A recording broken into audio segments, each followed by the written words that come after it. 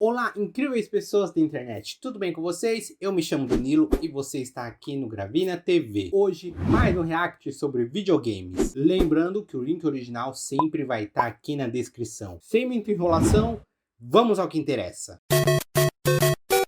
Kel aqui.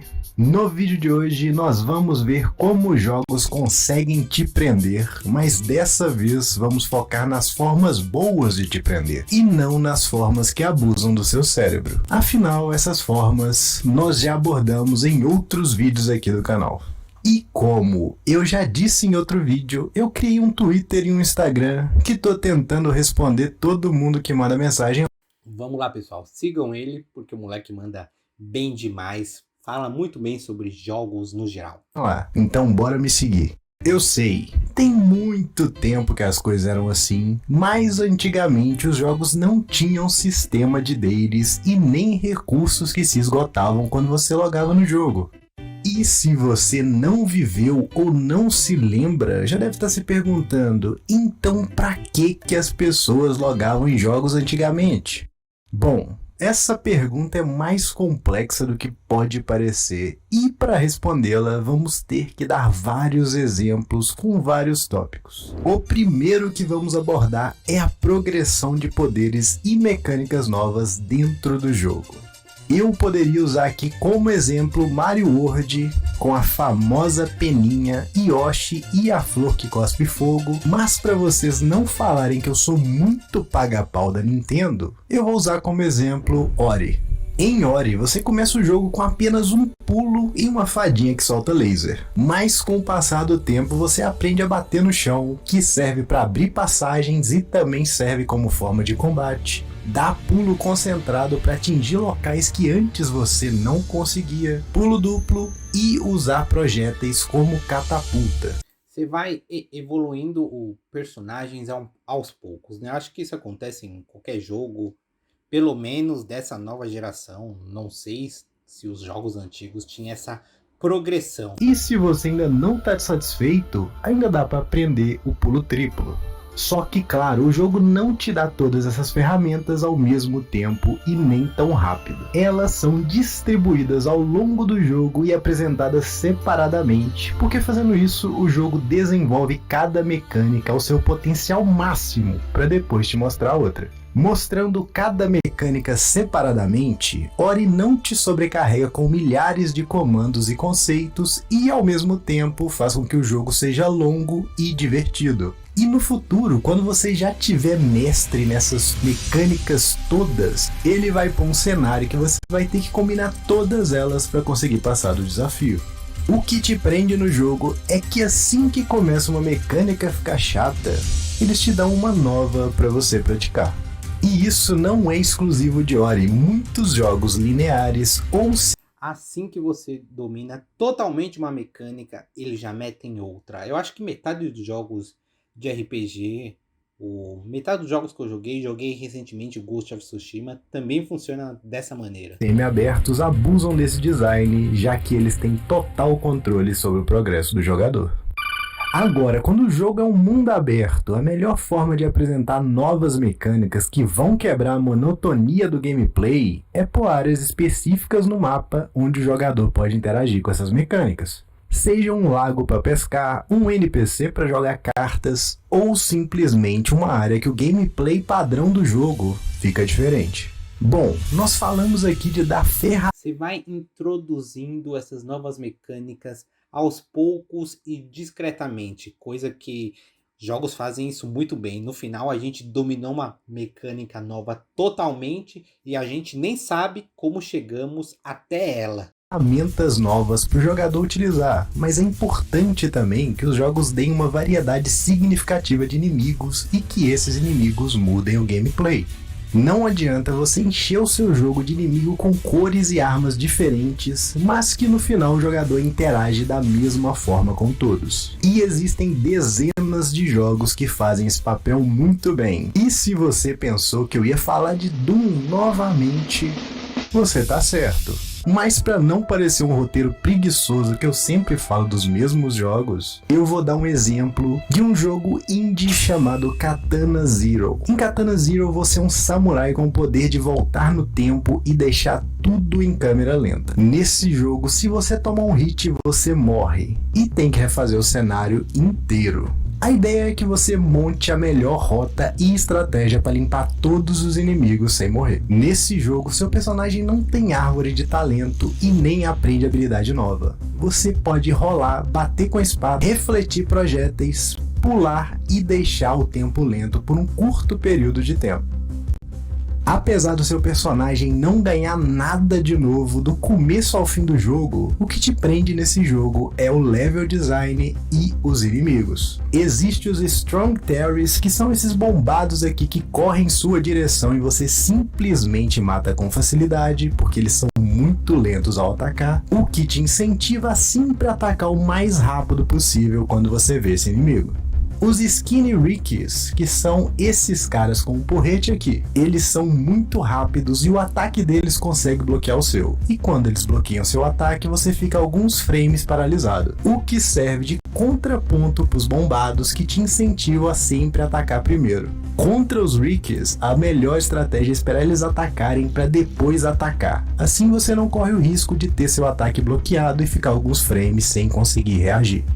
Existe os Gunmans, que são os caras com rifles que ficam atirando de longe. E isso é muito interessante, né? Porque o game ele te apresenta mecânicas novas que você vai usar.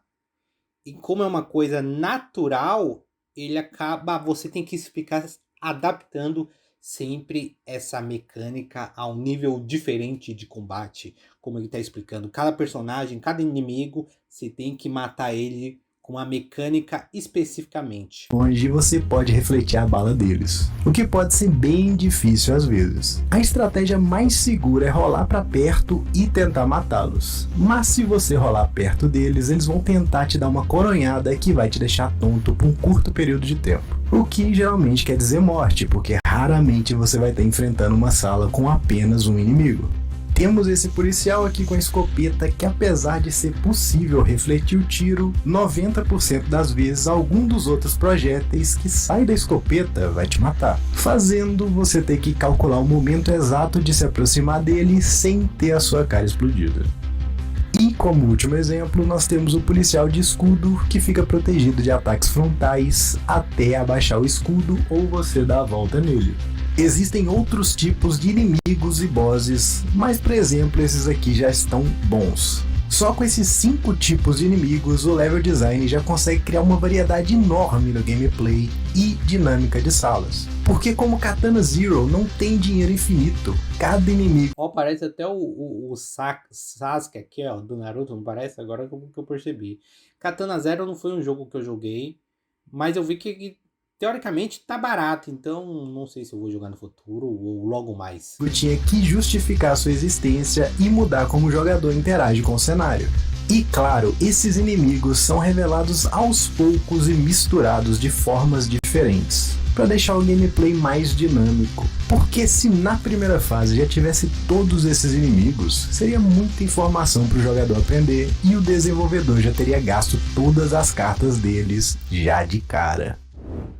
Então primeiro eu te dei um exemplo de Ori com um design de sempre elevar o poder do jogador e dar novas ferramentas para te deixar interessado o jogo inteiro. E agora eu tô te dando um exemplo de Katana Zero, que é um jogo que você não ganha nenhuma habilidade nova, mas só com inimigos o jogo consegue trazer dinamismo suficiente para te prender do começo ao fim.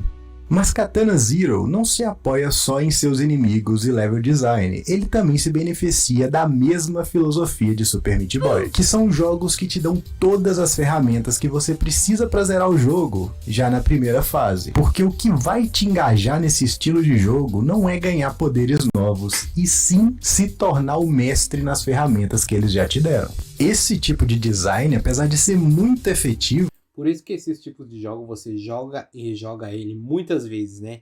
Para você se tornar perfeito, saber na hora de apertar o botão, o tempo correto. Celeste é bastante assim. Eu não joguei o jogo no modo difícil porque era absurdo, mas eu tive um baita trabalho só para finalizar ele, porque você tem que jogar, rejogar e é tentativa e erro 1 milhão de vezes.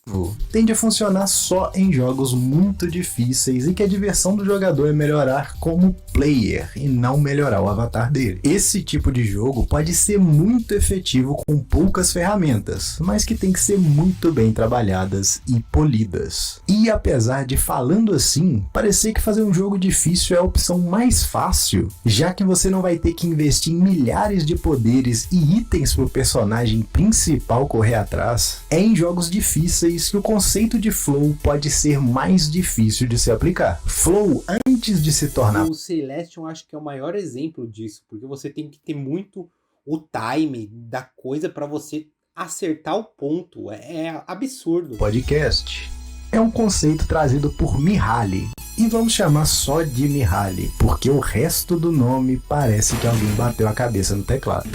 Bom, nesse livro aqui do Mihaly, ele tenta explicar o que é o estado de flow e, simplificando ao máximo dezenas de páginas falando sobre psicologia humana, o que o Mihaly tentou mostrar é que existe um estado da mente humana que as coisas simplesmente fluem. É quando você senta para ver algo, ler um livro, jogar um jogo e depois de um tempo, quando você olha no relógio, já se passaram 2 horas e você nem sentiu. Isso é interessante. Eu tava vendo isso se aplicando aos animes e se aplicando ao esporte no geral. Por exemplo, o Kuroko no Basket, lá o anime de basquete, eles têm a zona, né? Que é quando o atleta fica imersivo totalmente naquilo que ele está fazendo.